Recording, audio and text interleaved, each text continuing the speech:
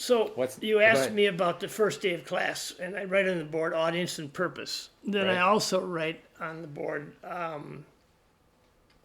make the private public. And what I mean by that is I think that all good writing, whether it's fiction or fact, has something to do with the details from your life, imagined or real, that you put into your narrative in order to make it interesting for your audience. So what I tell my students is that whatever you're going to write about in my class, make the private public. And I said many of my students, a vast number of my students, are going to become lawyers. And I said this is the same thing applies if you're ever in a court of law. You make the private public. You provide details to, don't paint a vague picture with nebulous outlines.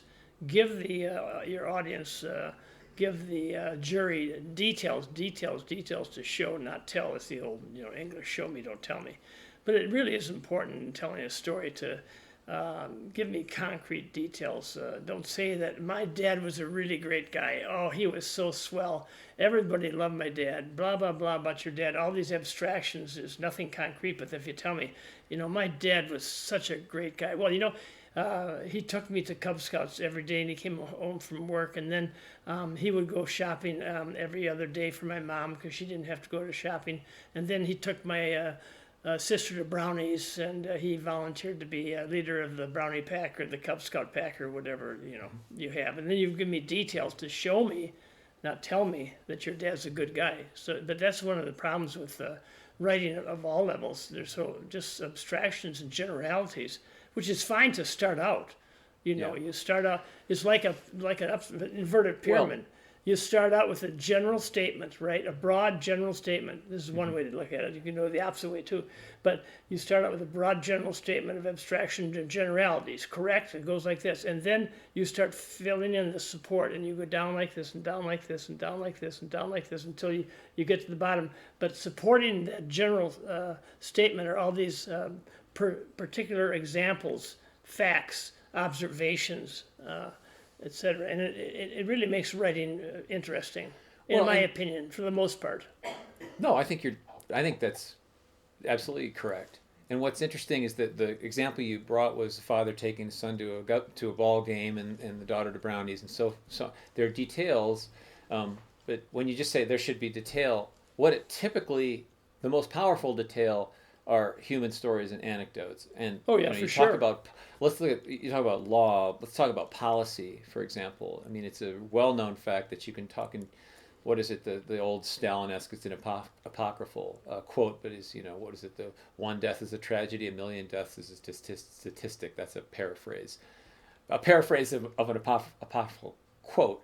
But the point being, it's human stories that capture the imagination.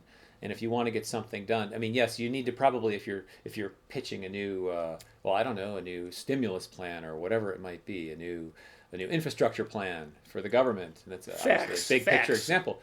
But you need the data. You need 80% of our bridges were built in 1970 and before, and so on. But it's Do you also need helpful to say, do you need real data or alternative data? I would go with real data. I think you You should. can go with alternative data, but somebody may check that out is the problem.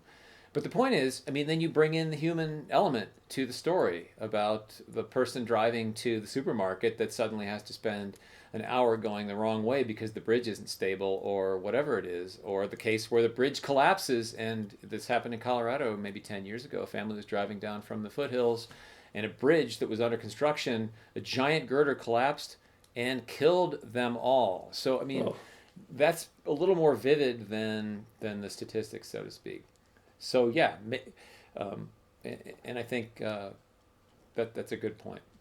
Anything else of we course, should add? no, it doesn't apply to all writing. Of course not. But a lot of the writing that you do in life is has to have substantial data or facts to back up your generalizations. Now, Yeah, if you're doing a scientific report, you're not going to make the private public unless you use some examples that will relate to the audience. yeah. But Well, if you're generally, yeah, right. It depends But on I'm if you're thinking writing about a scientific journal article, for example. Yeah, you're not going to be bringing in the human anecdote most likely. Although sometimes people can manage to do that. Depends on the journal, right? I mean that's a totally different topic. But journals have their own tone, and the top journals, it is just the facts, ma'am, straight business, whatever. But then you'll notice that the New York Times story or the Detroit News story or whatever it may be, should they still do science reporting at that level, it will have, they bring it home to try to make it real, and typically making the private public, i.e., bringing in a human element, is a key part of that.